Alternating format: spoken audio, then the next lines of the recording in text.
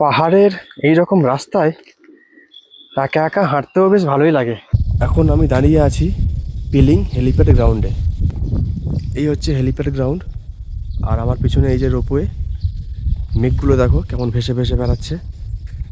মানে মেঘগুলো দেখার জন্য টাইম ল্যাপসের প্রয়োজন নেই।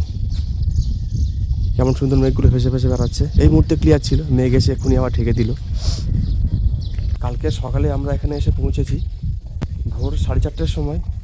শিলিগুড়ি থেকে আমরা শেয়ার গাড়িতে করে রওনা দিয়েছিলাম শিলিগুড়ি থেকে জোরথাং থেকে আবার শেয়ার কার বুক করে পেলিংয়ে। একটু পরে আমাদের সাইট সিইং আছে।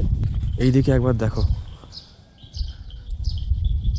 কাঞ্চনজঙ্ঘা দেখার কোনো রকম চান্স তো নেই, আকাশ ক্লিয়ার হবে বলে মনে হচ্ছে না। আর এই হেলিপ্যাড গ্রাউন্ডের ঠিক পাশে হচ্ছে আমাদের হোমস্টে, টিবেট হোম। এই যে এটা পেলিংয়ের হেলিপ্যাড গ্রাউন্ডে রোপওয়ে চড়ার জন্য এখন প্রচুর মানুষের সমাগম। অনেক গাড়ি এখানে দাঁড়িয়ে আছে, দেখতে পাচ্ছ। এই ভিড় কিন্তু শুধুমাত্র রোপওয়ে চড়ার জন্য নয়, এর মেন যে কারণ সেটা হলো গ্লাস ব্রিজে যাওয়ার জন্য এই যে রাস্তা দেখতে পাচ্ছ, আপার পেলিং থেকে মিডল পেলিং যাওয়ার পথে ডান দিকে পড়ে এই রাস্তা। এই রাস্তা এখন মেরামতের কাজ চলছে, গাড়ি চলাচল একেবারেই বন্ধ। সুতরাং গ্লাস ব্রিজে যাওয়ার জন্য এই রোপওয়েই হলো একমাত্র অবলম্বন, যতদিন না রাস্তা ঠিক হচ্ছে। এখন 2026 সালের জুন মাস। এই হচ্ছে পেলিং টিবেট হোম, এটাই আমাদের হোমস্টে। আগামী 2 দিনের আস্তানা, এখানে আমরা 2 দিন থাকছি। আর এই হচ্ছে পেলিং হেলিপ্যাড গ্রাউন্ড, রোপওয়ে এর পাশেই।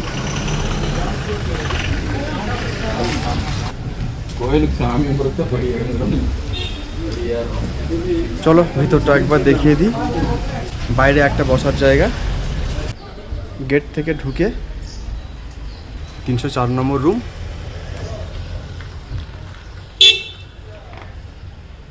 একটা বড় সাইজের বেড আছে, 3 জন থাকা যাবে। রুমটাও বেশ বড় সড়ো রুম।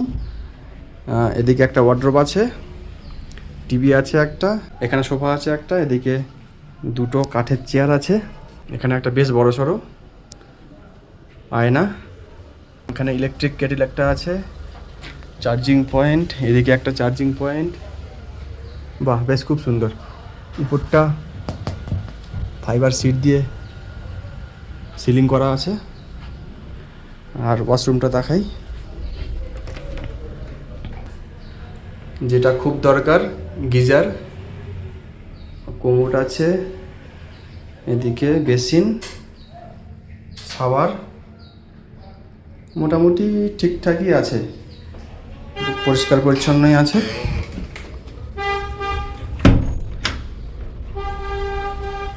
কারেন্ট নেই, সেজন্য ঘরটা হয়তো একটু অন্ধকার লাগছে, লোডশেডিং হয়ে গেছে। এদিকে একটা ছোট্ট উইন্ডো খুললে এই হচ্ছে ভিউ।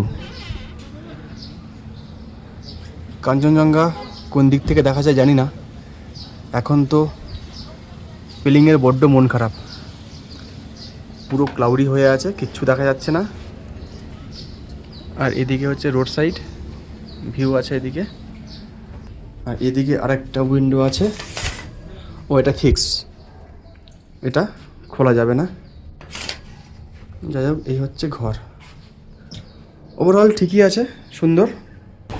সময় এখন দুপুর 12টা 24। আমরা এখন লাঞ্চ করতে যাচ্ছি। লাঞ্চ করার জায়গাটা নিচের দিকে আছে।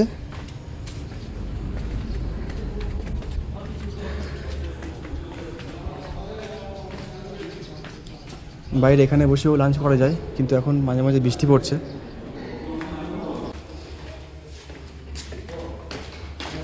প্রচণ্ড খিদে পেয়েছে সকাল থেকে, সেইভাবে কিছু খাওয়া তো হয়নি। ডাইনিং এরিয়া, বাহ খুব সুন্দর। ডাইনিং স্পেস থেকে বেরিয়ে একটা সুন্দর ভিউ এখানে পাওয়া যায়। সামনের এই যে বিল্ডিংটা হচ্ছে, যে ভিউটা পাওয়া যেত পুরো অবস্ট্রাকশন করে দিয়েছে, না হলে খুব সুন্দর একটা ভিউ এখান থেকে পাওয়া যেত। দুপুরের মেনুতে আছে ভাত, ডাল, সবজি, পাঁপড়, আর এই হচ্ছে ডিমের কারি। করে নিচ্ছি।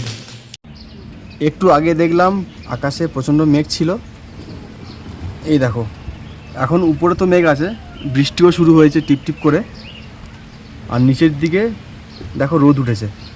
ক্যামেরাতে কতটা দেখাতে পারছে আমি জানি না, হয়তো খুব একটা বোঝা যাচ্ছে না। এখানে টেম্পারেচার দেখাচ্ছে 24 ডিগ্রি। আমি একটা টি শার্ট পরে বেরিয়েছি, ঠান্ডা কিন্তু মোটামুটি লাগছে। সকাল থেকে তো রোদের দেখা নেই, মাঝে মধ্যেই বৃষ্টি হচ্ছে। আর এখন সামনেটা দেখো পুরো কুয়াশাতে ঢেকে আছে এখানটা,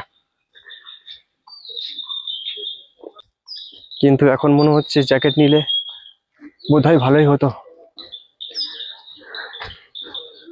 অসম্ভব সুন্দর লাগছে।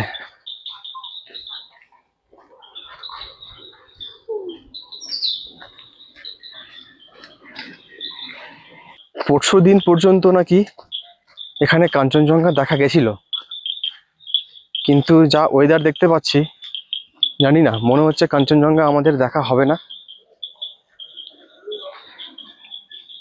কাঞ্চনজঙ্ঘা দেখি আর নাই দেখি, পাহাড়কে উপভোগ করছি, খুব সুন্দর লাগছে।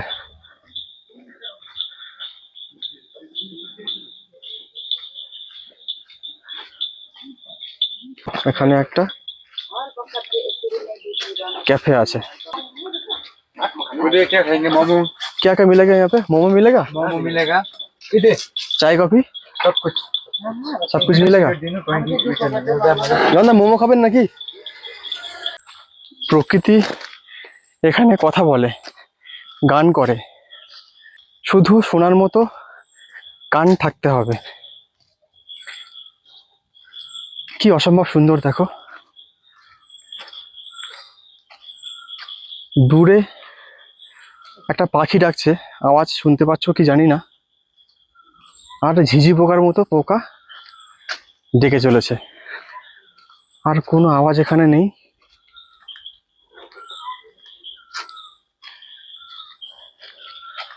একটু ঘুমিয়ে পড়েছিলাম, এইমাত্র ঘুম ভাঙলো, উঠে দেখি দেখো 7:06, হোমস্টের লাইট জ্বলে গেছে,